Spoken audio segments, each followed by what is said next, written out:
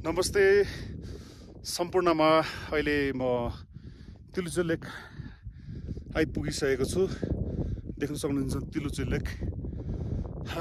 यहाँको अल्टिट्युड समुद्र सतहबाट 4920 मिटर रहेको छ र हामी बेस क्याम्पबाट आज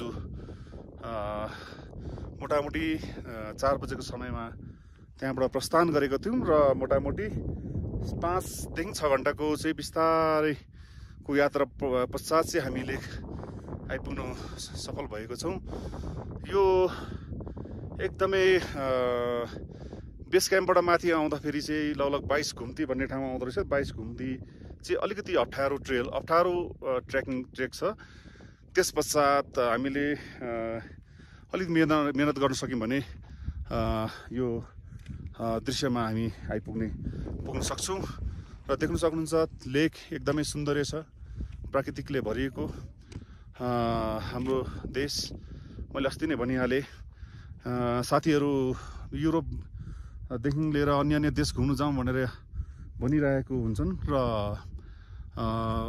मैले पनि धेरैवटा देश घुम्दै जाने क्रममा आफ्नो देश यसरी एक्सप्लोर गर्नु पाउँदाखेरि साँच्चै नै मन एकदमै प्रफुल्लित भएको छ।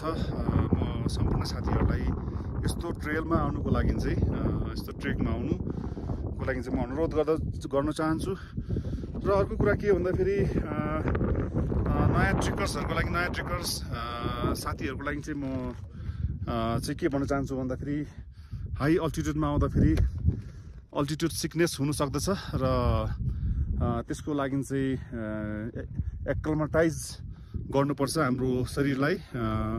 हाई अल्टिट्युडबाट लो अल्टिट्युडमा जाने बस्ने, अलिकति एक दिन हतार नगर्ने, एक दिन बस्ने, यसरी गरेर आउनु सक्यौँ भने हामी पक्कै पनि आफ्नो चाहिँ गन्तव्यमा आउन सक्छौँ।